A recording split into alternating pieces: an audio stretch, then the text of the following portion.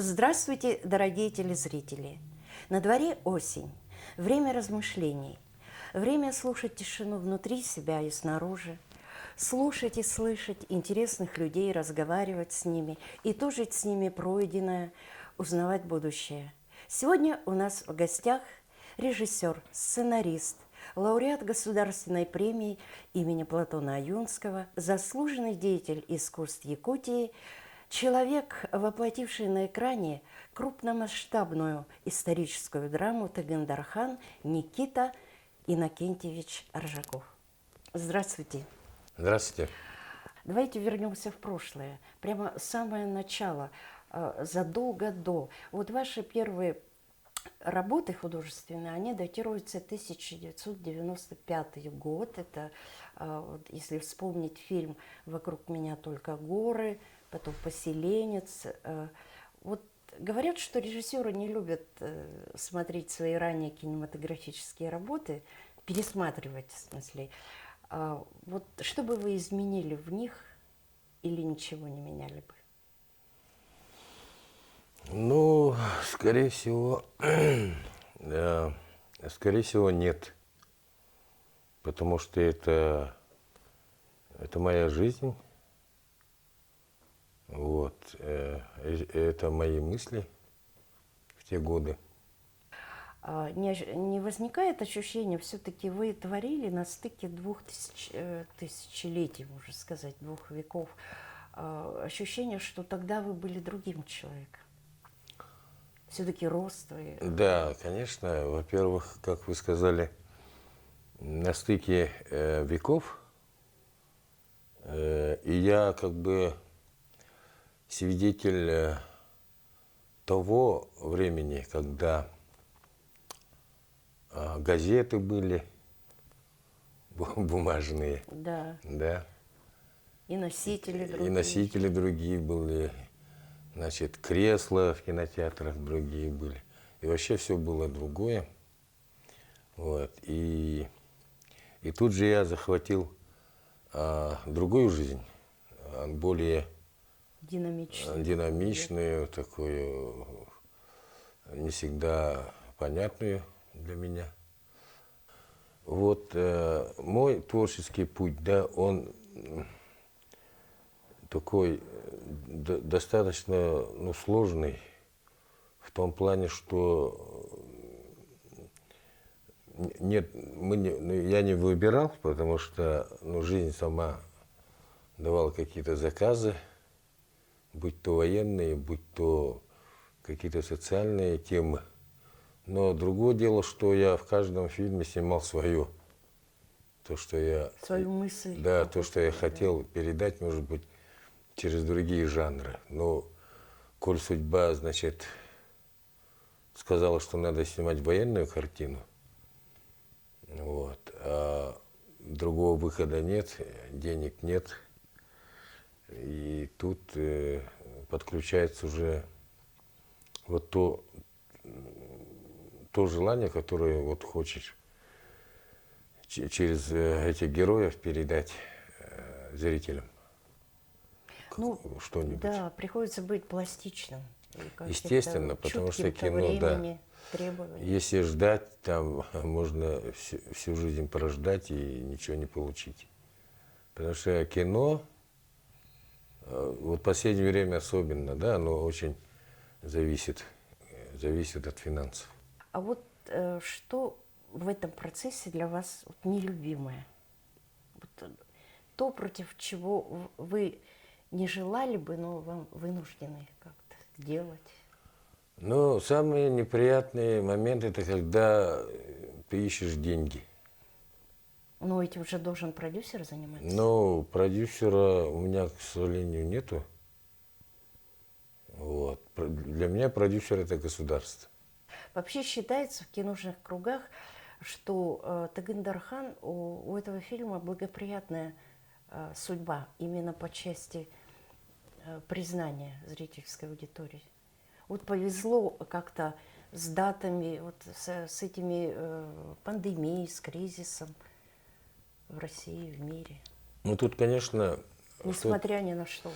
Да, этот фильм, конечно, увидел свет, конечно, Да. вопреки многим преградам. Вот. И мне кажется, это связано все-таки с судьбой героя Тагандархана, хоть он и отчасти мифологический герой, но он на самом деле исторический, он жил. В записи русских казаков он есть. Вот. У него была, видимо, очень сложная судьба, и это я связываю и с фильмом. Также автор романа Василий Далан тоже человек был очень сложной судьбы, да, очень сложной судьбы. Но тем не менее они победители, и, наверное, вот фильм повторил. Энергия этих Да. личностей, она повлияла. Она, мне кажется, она очень сильно повлияла и влияет, вот, потому что они были люди одержимые и прошли очень много испытаний и оставались, как я сказал, уже победителями, да. Поэтому Тыгын вышел в год пандемии, когда все кинотеатры ничего не показывали. И вот мне директор кинотеатра Емиян, Ян, вот, он от имени кинематографистов поблагодарил. Сказал, что вот вы спасли, Да, Тагандархан да, спас спас вот прокат. и кинотеатр. Люди, несмотря ни на что, пошли. Вот. И это было тоже такое какое-то очень знаковое явление. И знаковое явление, и это как бы Тыгын опять-таки помог своему народу. Вот. Вот. Ну, как-то я так, конечно, вот так я вот воспринимаю. Как воспринимают? Ладно, мы вот здесь, родившиеся в Якутии, якуты, мы познали свою историю еще глубже, а они впервые увидели, для них это как? Раскрытие, для них это открытие или шок, или, может быть, как? Ну, Созвучие, может быть. в общем, азиатское кино, оно ведь во всем мире, значит, стоит наравне с европейским кино. Они просто не знают о нас. Для них это интересно. Да, это Если познание. они, да, если они точно знают, кто такие монголы и чем отличаются японцы от корейцев и от китайцев, да, то мы для них, конечно, это большая загадка. И им всегда кажется, что мы очень многочисленны, что мы миллионный народ, раз может создать такое кино. Что такие высокие технологии на мировом уровне, специалисты такие. Вот. Юрий Бережнев оператор, Петр Бояркин, значит, художник, Дарья Дмитриева художник по костюмам. Им кажется, что это люди, ну, работают по миру. Вот. И вот они... я много раз, ну, общался с ними, я нигде не особо не ощутил того, что как бы мы разговаривали с ними на равных. И, конечно же, и наше правительство, и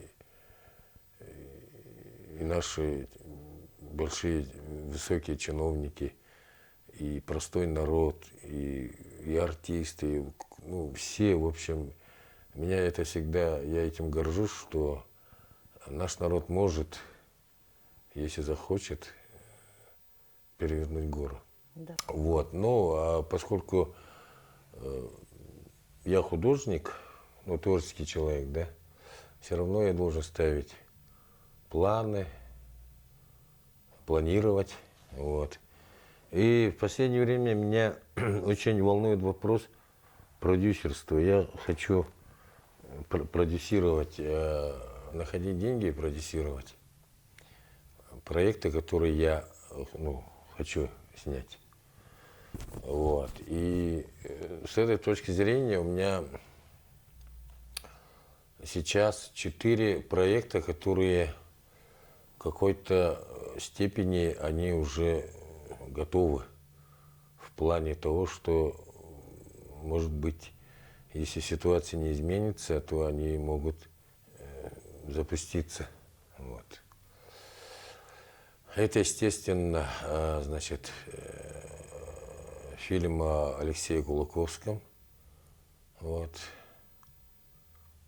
Было объявлено 5-летие Кулаковского, да, к 150-летию мы должны создать этот фильм по сценарию Владимира Федорова, народного писателя нашей республики, живущего в Москве. Вот это Манчара. Вот. Это Ханидо и Халерха по Семену Курилову. И Глухой Вилюй. Вот 4 направления, которые я должен выполнить вот в это десятилетие. Мгм. Будущего. Ну, как говорится, это основные пути, так сказать, Да, основные мыслей. направления, которые уже видны их эти. Это те проекты, которые уже могут увидеть свет, уже реально. Ну, вот еще известная фраза Рене Кляра, режиссера французского. Фильм готов, осталось только Только снять. снять, Да? Ну что ж, мы благодарим вас за встречу, Никита Иннокентьевич. Желаем вам, прежде всего, здоровья, вот, сил, энергии, чтобы реализовать эти проекты.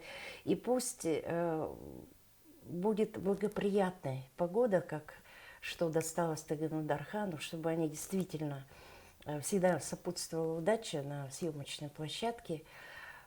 Пусть вот именно, пусть и осень в душе, но всегда обязательно наступит весна.